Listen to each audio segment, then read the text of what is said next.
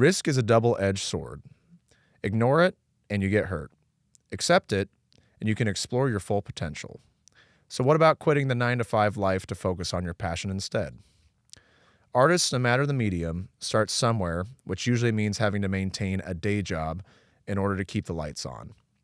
Many independent artists finance their careers by waiting tables, tending bars, walking dogs, or trying to balance the society standard for a 9-to-5. Eventually, that can take its toll.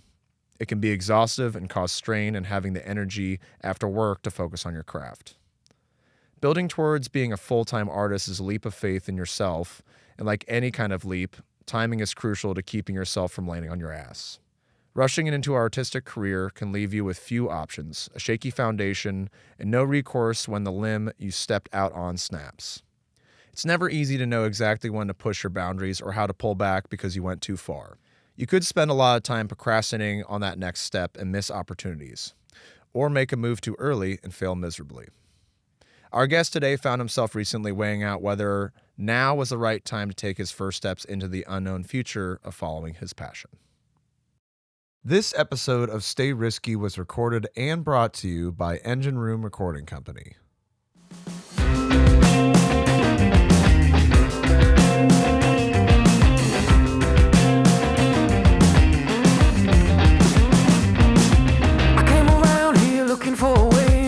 Myself outside with everybody else.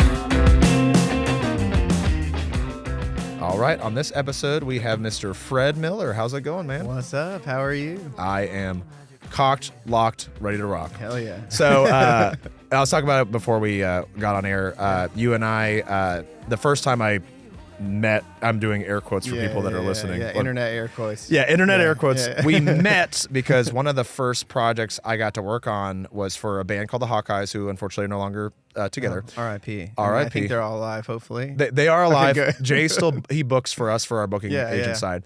But I got footage from Fred to edit and make for the Hawkeyes tour. So like I knew you 4 years ago, but this is the first time we ever met in person. Virtually knew each other. Yeah. But I love that. But for everybody listening, go ahead and just give us a little background of who you are and what dimension you came from. Yeah. Honestly, I am still trying to figure out what dimension I came from. Are we all? And who I am. But I do a lot of different things. So my background, probably like the deepest thing for me is music. I remember, I don't know where the photo is, but I remember a photo of me as a kid, and we used to have one of those, what are they, the drying racks? They're not drying racks, clotheslines. Yeah, they're really popular, not in America. Yeah, back in the 30s. Yeah. So we were poor in the 90s, so we had them still. Perfect. Actually, the house I just bought when we moved in, it had a clothesline because we live out in the country. Yeah. Go ahead. That's great. So you can turn those into tents, and then you can try and charge your friends admission to come to your show as you play a rake, which is what I tried to do. I checked at the door. I was like, "You have a ticket?" And they're like, "No." And I I was like, "Well, here's a leaf." You know? You have like a black light. Yeah. Where's the stamp on your hand? Yeah, exactly. I'm like, "Can I see your ID?" Like hassling people. So I mean, from an early age, I always loved music. I started playing violin when I was 8. Picked up guitar when I was 12. Played in church, grew up doing that whole thing. And you kind of realize like when you're into music, you also have to be into everything else. Yeah. So it's like, cool, music is fun. Now we got a show and I need to put together a poster. Sure, because someone in the band is going, instead of spending the money to get someone done professionally, someone's going to take their hand at being the designer and the photographer and the social media person. Yeah, and what money do you have to spend? Because you're not making money anyway. You're spending money to go play the show. Exactly. So for me, it was like, okay, cool. I've always enjoyed photography. I'll pick up some photos. I started doing that. I realized like video was really fun. I used to be a skateboarder and I had video for that. And it's like over time I was like building up all these skills, and then I turned 19 and I moved to Indianapolis and the economy crashed. Perfect. And I was like, sell my computer, sell my camera, sell my guitar. That is the nice thing, is if you invest in the creative world, you do have liquid assets that you can sell. Yeah, exactly. They may not be worth as much as when you bought them. Sure. But guitars hold their value a little bit better than like cameras do, That's debatable because you shoot Sony, right?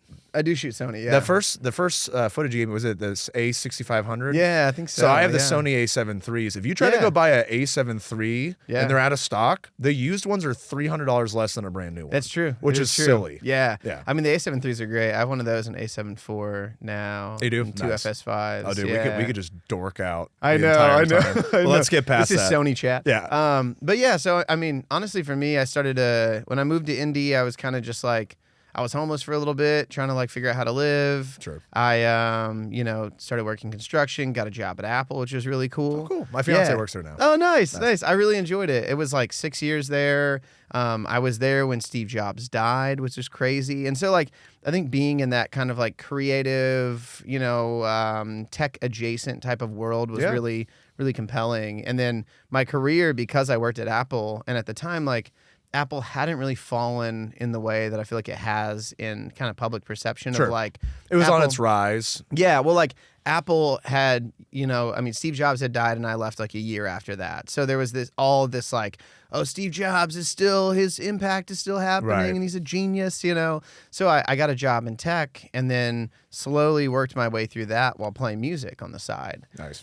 So I was, touring on Thursday, Friday, Saturdays, working tech at like a coffee shop on, Friday morning, be like, sorry, could you repeat that? Sorry, I can't hear you. Like, you gotta like it's like whisper it. there's like somebody right behind me who's like yelling at their girlfriend, and it's just like, this is so strange. Like, what is that in the background? Like, nothing. Yeah. It's fine. Everything's fine. It's my dog. Yeah, And exactly. you just hear coffee machines going on. Yeah, exactly. Latte. Like, sir, your car's being towed. Yeah. Oh, that's my dog. Yeah, that's my dog. He talks a lot. Yeah. He's got those buttons, Yeah, I have Brian from Family Guy as my dog. Yeah. So man, I was doing that. And then it was cool, like before the pandemic, I was traveling a lot, playing shows. I And remember what a solo or a band? Oh, or- with a band's called St. Albans. Oh, So yeah. it's still Okay, around. awesome. Yeah, Cool. yeah. So Trevor St. Albans is now doing that Yeah. project. Yeah, he played Freeform recently. Oh, cool. Yeah, Yeah, our yeah. showcase. Yeah, and Hell yeah. he's a good guy. Yeah, he's Yeah, awesome. yeah. Trevor's a great We dude. had also had Nikosha on. Yeah, Nikush is dope. Mm-hmm. Yeah, yeah. So, I used to. So the last record that they put out was like he and I co-wrote and produced that together. Mm-hmm. So I helped him start that band. And then I was traveling all the time. I was honestly in like 2020 planning to move and pursue music full time. I was Yeah. going to be like, move to Austin or Yeah, LA. what a great year to choose that. I know. That was also that I started the company in 2019, so Yeah. it's just great decisions are being made, and you could never foresee what the world was No. going to go into. Not at all. And like I was in LA when everything shut down, Oh, dude.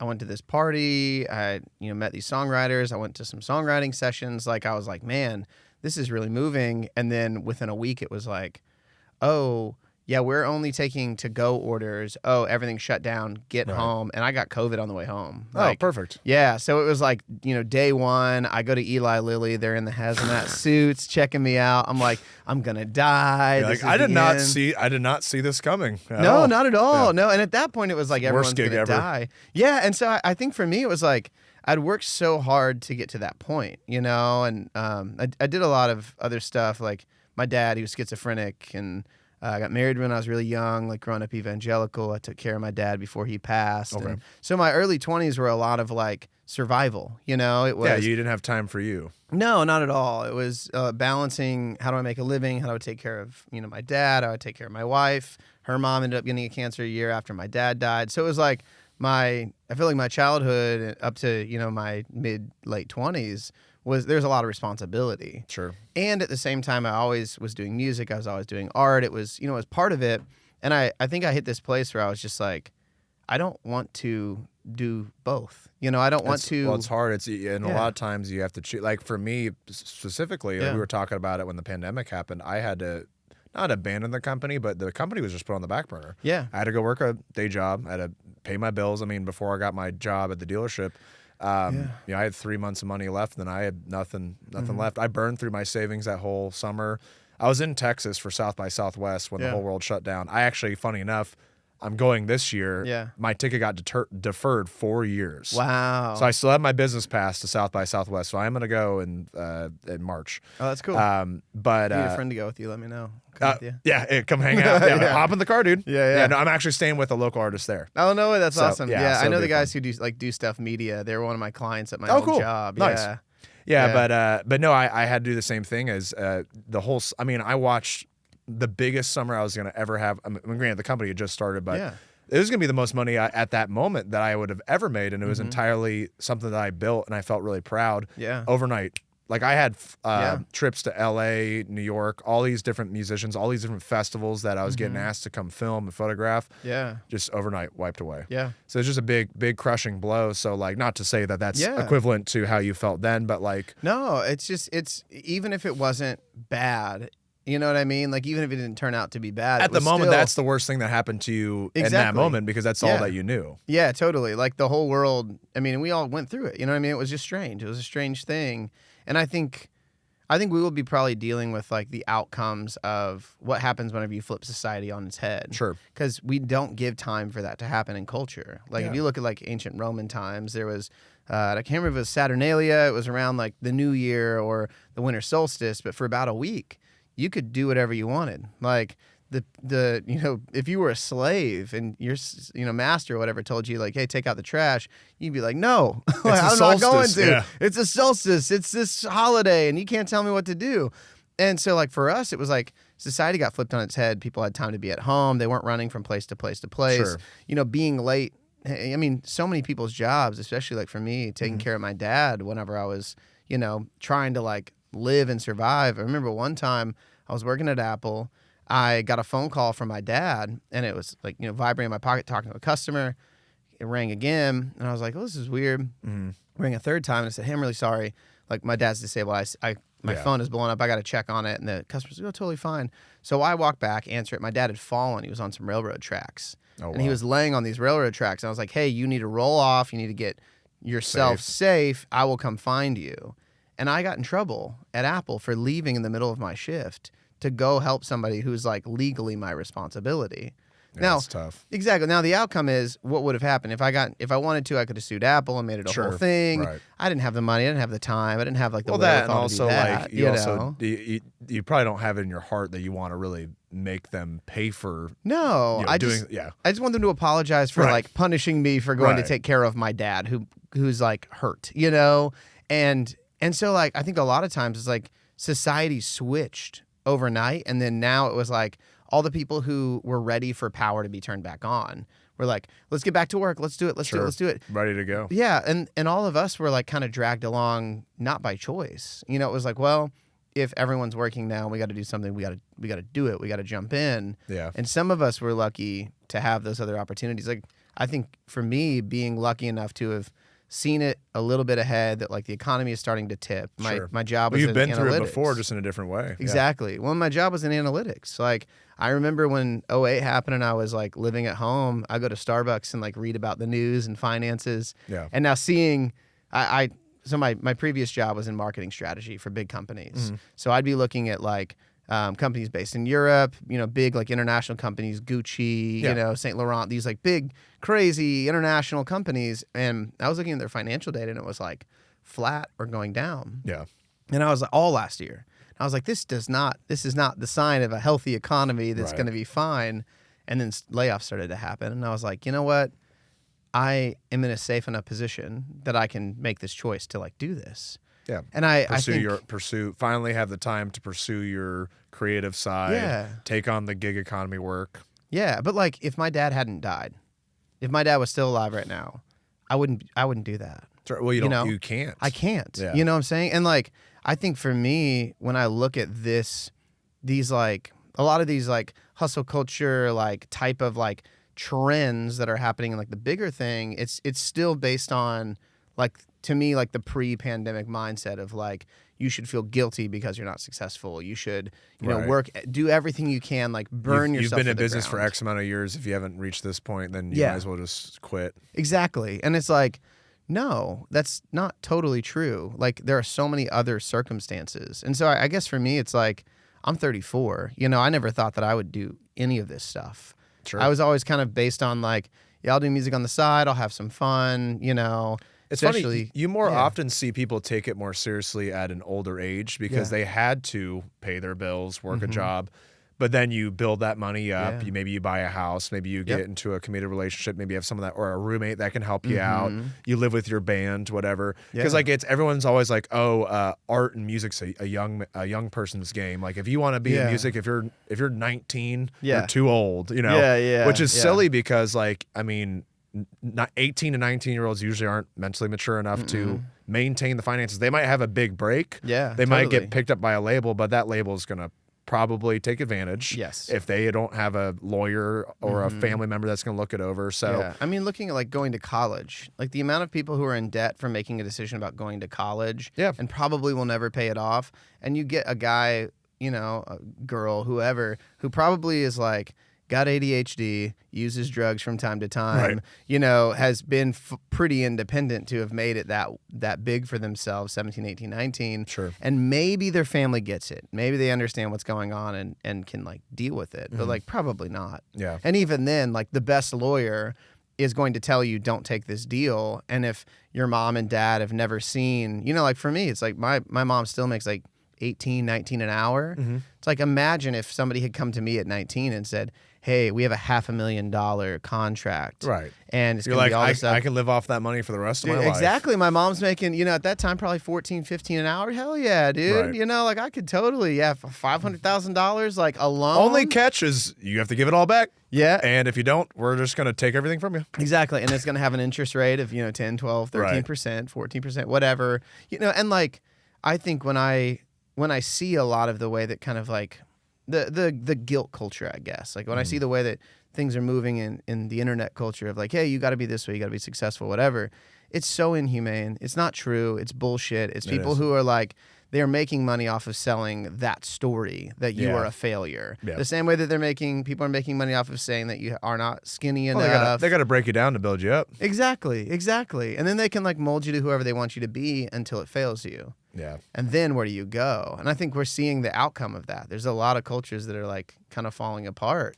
And I think, I don't know, like to kind of bring it back to art and music, like I think there's a part of this collective mindset of like, we keep coming back to art. I was going to say, do you think now, I say within the last 30 years, do you think now more than ever it's a very, very important time that people have art and have things to look forward to and people can express themselves without being afraid of pissing someone off and getting canceled, you know, because like you're talking about culture. Unfortunately, the looming thing over everyone's head all the time is like, if I put this out, God forbid I upset this. And it's like, it's not, and it could be something totally, you know, simple. Like we just had Kyle in here before you, and he's a comedian. I mean, they're constantly under fire. Anything they say can be held against them, and it could ruin their lives. Totally. So, well, and I even see it as like, it's like, I don't know. There's this balance of like saying things and trying to like push things out that you think like you really believe and you really want people to understand and you want those things to be out there in the world. And I think that's important, you know, but I also think that there's like a mediating factor in my mind of like, what are you trying to accomplish? Because for some people, you want to piss people off. Like that is the goal. That's the goal. Yeah. And so like for me, it's like, well, you're never going to have a culture where somebody's not going to be getting pissed off. Everyone always is. Somebody someone somewhere. Yeah, exactly. Always. The antagonism exists for itself. You know what I'm saying? Like as soon as you say like video games make kids kill other kids, then somebody's like, oh, I played Call of Duty my whole life and I'm going to play it the rest of my life and I'm going to play it till I die. You know what I mean? And it's just like, dude, you're always going to have these antagonisms. Like they feed each other, the police and people who break the law. It's like if you don't go after people as hard, if you don't, you know, have that type of violence, you don't perpetuate those same outcomes. Sure. But it's like, it's the chicken egg situation. This is a system that continues to like feed itself.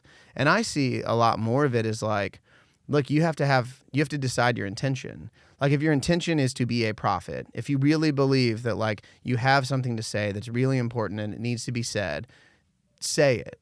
You're gonna get fucking in trouble. Right. You know, that's just how it goes. Like it's always happened throughout all of history. The Bible is filled with these people.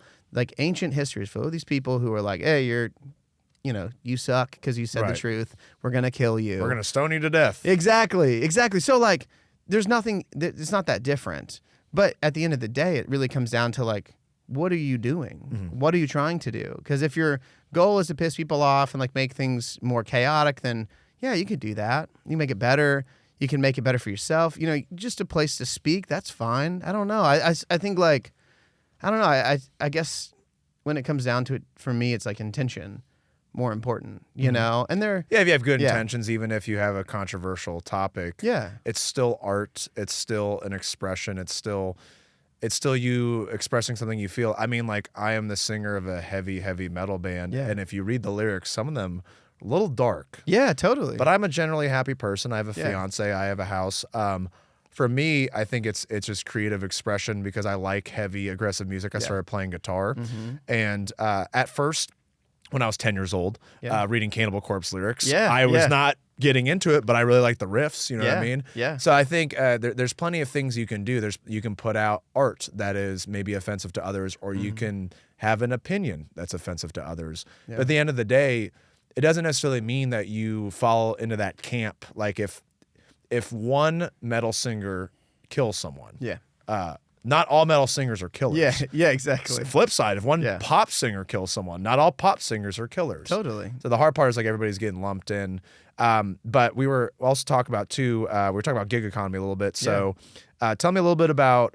You said you do basically everything creative that you can get hired for, basically. Yeah, So yeah, kind of. We talked about cameras, photography, videography. You talked about music. Do you do like we were talking about like Illustrator and stuff like that? I saw you had your iPad. Yeah. Do you do like graphics and art and stuff like that? Yeah, I mean, I honestly, a lot of it is just, it's kind of based around the fact that like I have to promote the things that I want to promote. Sure. And I'm not going, I don't know, like I used to be more worried about like what is the quality that I'm putting out. Sure. But now I'm more worried about consistency of like, can I consistently put out content on a regular basis that even if it's not the most like important to me is bringing people attention and awareness to either me existing, which is important, or something that I'm doing, which hopefully will give me money or, promote other people's stuff too. 'Cause you got to pay your bills. Exactly. Got to pay your bills, or, something else. It's like community focus, which is another like important thing for me. And so I think for me, it's like, how am I going to do that? And if I don't know how to do some graphic design, some video editing, some audio editing, Either you're going to have some to pay promotion. someone or you're going to have to do it yourself. Exactly. And I don't make enough money to pay anybody right now, And so a lot of it has just been more of a necessity. Like I want to do, a text on a thing. Like I don't like that font or this font, but I can handwrite and I already handwrote it and I'm tired of looking at fonts. So I'll just paste this thing in and then people go, oh, you're a visual designer. And I'm like, no. In this moment, yes. Yes, I wrote with a yellow pencil on my iPad. You know what I mean? Like it's that kind of mentality to me. So it's a lot more out of necessity, but it breeds its own style. Like whenever you do it, whatever you are able to accomplish will have its own style. Cool. Yeah. Well, let's take a quick break here, but I do want to come back with that and talk about the necessity of, like, we talked about it in other episodes too, but social media and also putting yourself out there, because that is, for a lot of people, pretty scary. And a lot of people who do this type of stuff don't know how to monetize it. They don't know how to make it into a business. So we'll take a quick break and we'll be right back. Cool. This episode's Trailblazer shout out goes to the Indy Peace Fellowship. In 2021, Mayor Joe Hogsett announced a 3-year, $150 million plan to combat violence in Indianapolis. A key part of that plan is the full implementation of the Peacemakers program, designed to connect individuals from the communities they serve to those who are at the highest risk of being trapped in the cycles of crime and violence. The Indy Peace Fellowship refers to those participating in up to 18 months of life coaching and other enriching programs, all aimed at providing hope and opportunity. This program includes support with basic tasks such as resume building, housing and food resources, cognitive behavioral therapy, and more, with stipends distributed once certain goals are achieved to incentivize participation in the program further. After living in Indianapolis for 10 years, I've seen robberies, fights, and unfortunately fatal shootings in both places I've worked and lived across the city. I personally wasn't aware of this program until Fred suggested it as his pick for the shout out, so I'm glad to see that there are people in the city that want to see it change for the better. If you'd like to help or get involved with the organization, head to indypeace.org to learn more. Do, do, do, do. We are back with Stay Risky. And right before we left off here, we were talking a little bit about putting yourself out there, doing things out of necessity versus, it'd be nice if you could have a whole team. I mean, with 45 Creations, what we're trying to do is we're trying to build a team. We've got great people like Tyler, Kyle. We've got our booking agents. We got Ben, who unfortunately couldn't be here today. Yeah. But if you don't always have access to, obviously if you want something done right, a lot of times it costs money. Yeah. But you're talking about doing things out of necessity. And, for people, and this whole podcast is designed to be kind of business oriented, entrepreneurs taking risks, things that are scary that most people, they pick up a camera and they're like, I want to learn how to be a photographer. You can watch YouTube videos and all that. But until you really hear someone's struggles, because most of those YouTubers, they might talk a little bit about struggle, but they also still have a channel to maintain. So they can only talk about it so much. They have to have fun content to keep you hooked. Yeah, you don't want to be like, my house was foreclosed on, and then I was in a depression for 3 years. Yeah, it's like, exactly. And while they're in that depression, they're just still making the same content. Or they're like, I'm sorry, I needed a break, guys. Yeah. And you're like, this is when I needed you most. Like bruises all over the face, cuts. Exactly. I had to fight in the street for $5. Yeah. But no, so you're talking about doing things out of necessity and finding ways to make money and pay your bills. So kind of dive in a little bit more. Let's say, when you first started, you came from working a 9 to 5. When you first started making money creatively, did you feel like you knew how to do it, or how did you find out how to do it? I mean, I still have no idea what I'm doing. I'll be honest. I don't think any of us do. No, and I think that's part of the problem personally. So the way that I look at it is I'm going to use the NBA All-Star game as a microcosm, because I think that it really illustrates what I see as kind of the core issue of a lot of these problems. So the NBA All-Stars, this big game comes to town. All these companies come to town. They rent up all these properties around downtown. So I got a grant for the All-Star game to do a big sculpture. Awesome. Congrats. Yeah, it's super cool. It's cool, give me the money, I'll make it happen. But it was a 4-month thing. Literally a month ago, I finally was able to start getting plans together. Sure. It's right around the holidays. People are busy. So all of this, 3 of the 4 months that I have known this, there were a couple weeks of I didn't know what was actually going on. Then I finally got the proposals. Can you send us, what you want? Then can you put a team together? Then can you start budgeting? Can you start allocating? Here's your check. Days it's before holiday. that, Literally, I got the check 3 or 4 days. Well, it cleared my bank 3 or 4 days before New Year's. Yeah. So now we're a month and a half out from doing this. Everyone else has got got a sculpture you don't just do the day of. No, but here's the thing: it has to be done in 24 hours. It has to be installed in 24 hours. So that means I have to have people the week you mean before. when the event comes? When the event starts, yeah. So I have to have it done by 5 p.m. on the 14th of February. I can start 5 p.m. the 13th of February. Okay, I'm going to say the amount. I'm going to say an undisclosed amount. I'm not going to say the exact amount because I don't know what my contract says. Let's say I got 10 grand for that. Okay. And I have to pay a person, I have an agent who's helping me get these things, who's reviewing my stuff and doing that. So they get 10% of it. Okay, cool. So there goes 8. Now I'm at 9 grand. All right. So I hire somebody here and I hire somebody there and I hire somebody there because I've got a month. I got to do all this other stuff. I got to put everything together. By the time that everything is done, I'm taking home maybe a tenth, maybe 20% of that. And that's not including taxes. That's a biggest misconception. There's a mutual buddy of ours who puts on big music videos. Yes. Big 30 people crews. Yep. And musicians get bent out of shape for how expensive these things are. Mm-hmm. And let's say it's a $20,000 music video. Yep. The main guy putting it together is probably not even really making any money. He's giving it to the people that are on the set because you have to contract things out. Exactly. And those people have to be paid at their fair rate. Yeah, because their market rate. You're the producer. You're the person putting this on and making it happen. And so there's this catch-22 of if you want to make, at least as I'm seeing it, if you want to make a living in music or you want to make a living in art, you can go the gig direction. So you pick up, I play music all the time. Mm-hmm. I play cover shows at bars and coffee shops Whoever and everything. needs you. Yeah, exactly. You pay me a couple $100, I'll show up, I'll play for a couple hours, I'll go home. Sure. That has made the day-to-day living possible for me. Cover your bases. Exactly. Now, that's cool. That's, great, fun, all that stuff. How do I then turn that into a longer term monetized thing with any kind of growth goals? Now, if I was selling t-shirts, it would be a very different story.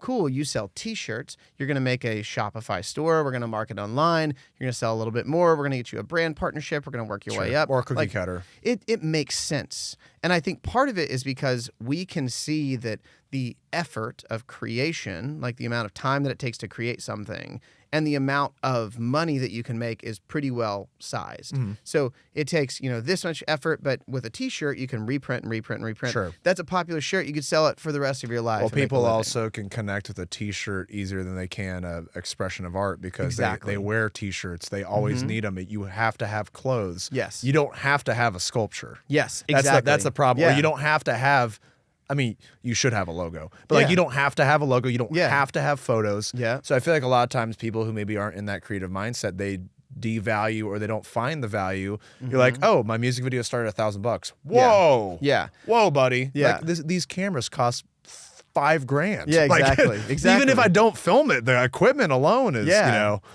And when you, and I think to me, it's like, those are all important factors. Like the things that it costs to make the art, the amount of time that it takes, all that type of stuff. My issue, kind of going back to like the All-Star game, the amount of companies that have come through and are renting places in downtown that will put in money in art, in music, in culture creation type things, and where that money will end up is not in our community. Like I know the hi-fi, the lo-fi is being rented out. Yeah. I know the Vogue is being rented out. Sure. Like there are all these big venues that are being rented out. Some of them are hiring local people. Now, who is paying for all of the security for the All-Star game? It's us. It's taxpayers. So the way that I look at it is like the Arts Council. Why, 2 years down the road, we knew about this thing for 2 years. Why is it the last 4 months that I receive a grant that it takes me, a couple months to get all the information that I need to put the crew together? By that point, I've lost the money because I can't plan ahead and get everything I need done, or I can downscale my idea. But this is an international audience. There are billions of dollars coming to our town. Drake will probably be here. Right. The one and the only Drake. When you said that you got the check right before New Year's, I bet you it's a timing of the year write-off thing. It totally is. And it's related to Eli Lilly as well. I know Lilly is like providing some of the grants. But if you gave me $20,000 to throw a party downtown for the weekend of All-Stars, I could make $150,000 in the weekend easily. Like that's easy money. But instead we allocate this money for like public funding, public stuff. Like, dude, you're taking people who are poor. Like most artists, if they are doing art full time, are under poverty guidelines. Sure. Like very few of them are making more than $40,000, $50,000 And if they a year. do, they're working another job. Exactly. Or they're working themselves to death. Exactly. Or they're very, very lucky that they've like received that privilege. They've made that level of achievement. But even for me at 34, who's played music since I was 8, I'm still not at that level of achievement. And that's okay. You know what I mean? Whatever. That's how it goes. I mean, you know, it's par for the course. You know what you're getting into. It's not like you're like, oh, I'm gonna make 6 figures playing in my local bar. No. But like to me, I look at it as like, when you go into a bar, when you go into a restaurant, when you go anywhere, there is always art, there's always music. Every single company sells their stuff with art and music, videography. And yet we devalue that because it's not directly related to a sales number. We can't quantify it. Yeah. We've never been able to quantify it. It's a bigger risk because it's you just hope that people show up and you hope people interact and you hope people want to spend that money. But I look at it as like if we start saying to these organizations that come to our town and use our tax dollars, we're happy that you're here. We want to have you here. And we're so happy that you're here that we're going to plan the party for you with our amazing artists and creatives, people who run events every day in our city and have all the connections. So you who own these properties downtown and, all this stuff that you're going to rent it out, you can rent it out. You can still get your $20,000 for your week or month or whatever you want. That's cool. But you got to hire an artist. Right. And you got to hire those artists from this collection of, group of people that we know, we've worked with, that we've vetted, that we make sure that they're good. We've got their project managers. So that to me is like a future that I see more like what Gang Gang is doing than what like the Arts Council is doing. And I think for me, it's like, how can you make money in a city like Indy if you're not... It's all being outsourced. Exactly. If it's all being outsourced. Like if we're not even looking out for our own neighbors. And I mean, that's why I'm running for mayor, and I'm just fucked up. All these episodes have been getting political. I did want to touch on, because I know Ben partnered with you with was it a fundraiser or charity recently? So I want you to talk about that, because we, with, and Ben, I mean, obviously you guys know each other well. He's always been big on community aspect, giving back, and he brought that into the company to me because when I first started, all I was concerned about was making the company work and making money. Yeah. But now we have Freeform, which is free all ages, and we also pair with charities and stuff like that. So tell us a little bit about the was it a fundraiser? Or? Yeah, the fundraiser you just recently did. Yeah, so I moved in my house about 6 years ago, and when I moved in, the people who sold it said, "Hey, keep an eye on the next door neighbor, Miss Pat. She's like, a little bit older and very friendly, very nice, but her husband passed away, about 10 years ago now." And she's just very lonely and didn't have a lot of family around. So at first it was very much like, "All right, Miss Pat, how are you? Good to talk to you." The pandemic happened. She got into an accident and she had a black lab pit bull kind of mixed dog that was very young and ended up messing up her shoulder. So she really couldn't take care of it. Too big. Yeah, exactly. And it started becoming like more of a terror because it would get out and just run around the yard and bark and all this other stuff. And so I was like, okay, but this old lady needs help too. Sure. So I'd check on her and make sure she was okay. And if her dog got out, like try to help her if I could, and then in the middle of summer, remember those like really big storms came through and it was like 105 degrees. Yeah. So her one of her like trees fell down, knocked out her power, and her landlord took weeks to come and fix it. Didn't give power to her house, didn't put her up in an apartment or anything like that. So I was like, hey, I'm going to run power from my house. Talked to one of my other neighbors, got a window AC unit for her. I mean, she's in her 70s, you know what I mean? So I'm like, there's no way this woman can be okay. She's probably on Social Security. 100% on Social Security. Doesn't work because of her car accident. So like, she's on a fixed income, trying to live, paycheck to paycheck, like most of us are, on top of medical bills and all this other stuff. And so it was like, okay, cool. I'll kind of help her out with $7 a carton.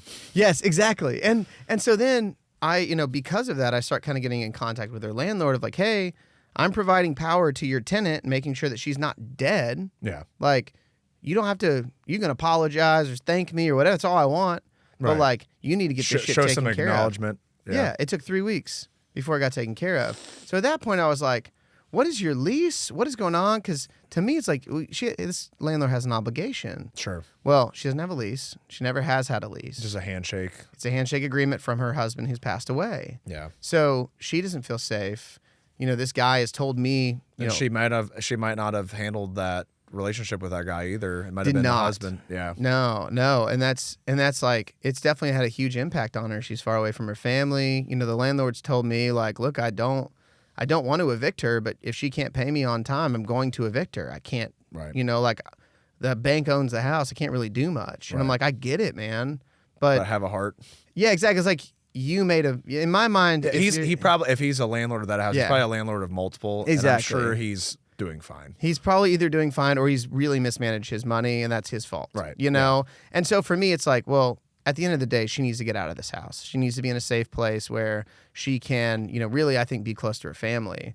So I just started raising money to see if I could help. I donated like, $400 or $500 to try and help her get over that hump of being behind on her bills, behind on her, at least on her catch rent. up. Exactly. So we took care of that. And then I was like, man, we need to get her to move. It's expensive. It's super expensive on a fixed income to move. Sure.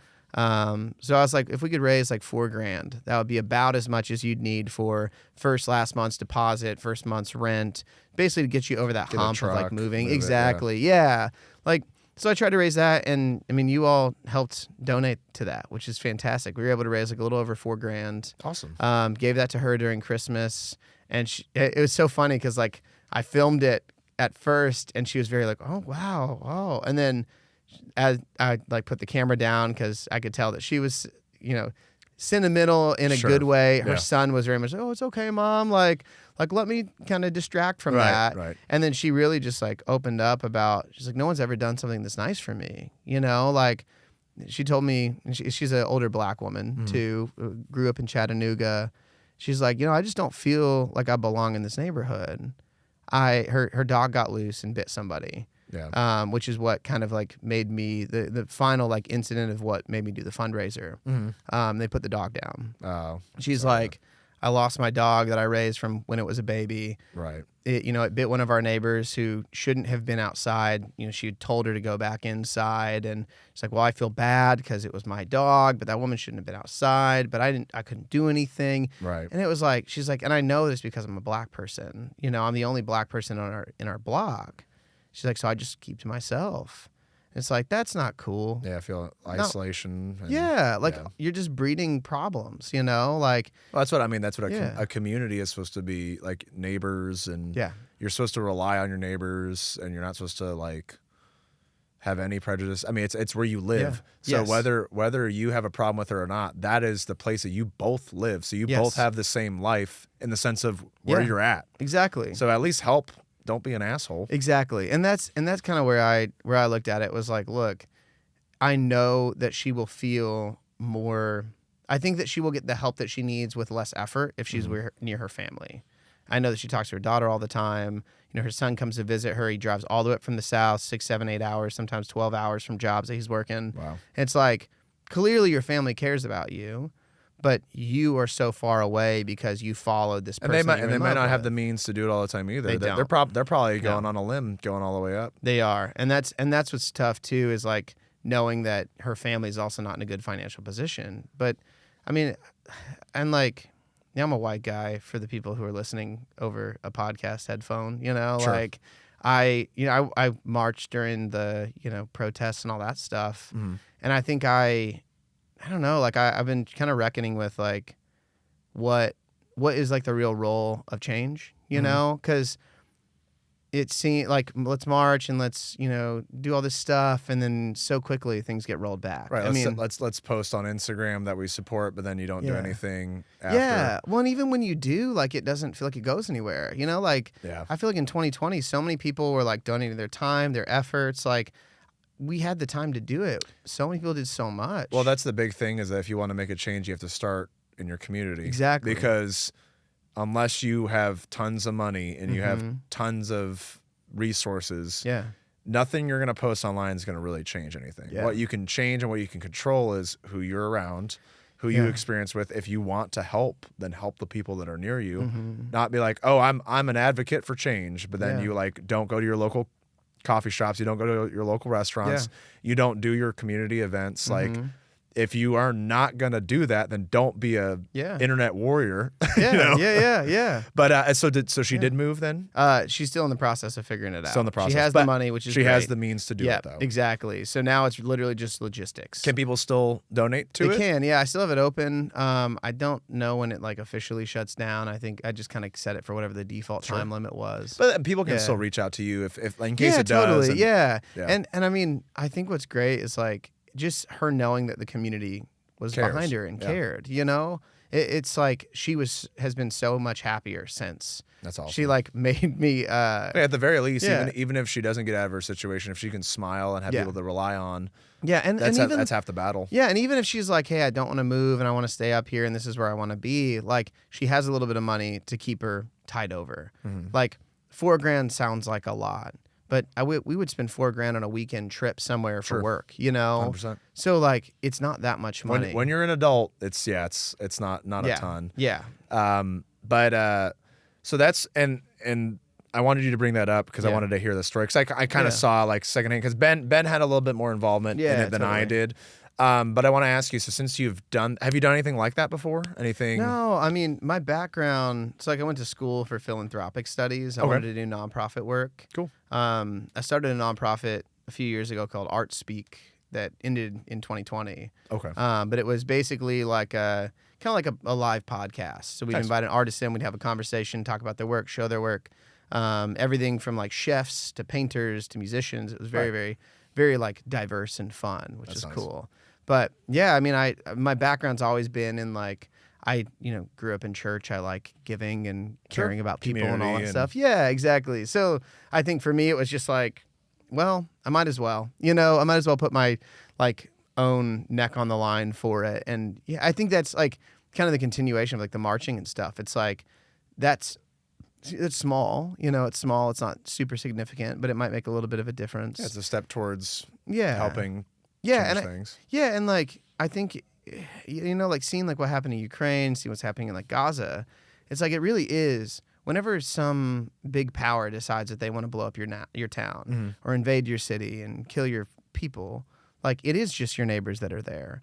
Like so many people were killed in Ukraine who were just like walking about their day, doing their normal shit, who were executed because Russia like rolled their tanks in and took it over. Yeah. And so like, who would have helped them? The military wasn't there. The state wasn't there. It was their neighbors, you know?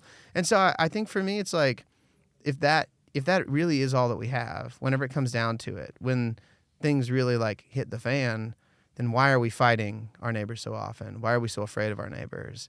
It's like, if you want to have that failure, if you want shit to be bad, then be afraid of your neighbors. Right. If not, go talk to them, meet them, have a conversation. Like, and the very worst that happens is you just don't like them. You don't talk to them again. Yeah, you can still respect them and live in the same ecosystem even if you don't necessarily like them. Yeah, totally. Or at least respect their privacy. Exactly. If you don't necessarily jive with them or, you know. Yeah. But that's a nice sentimental note to wrap everything up on. Yeah.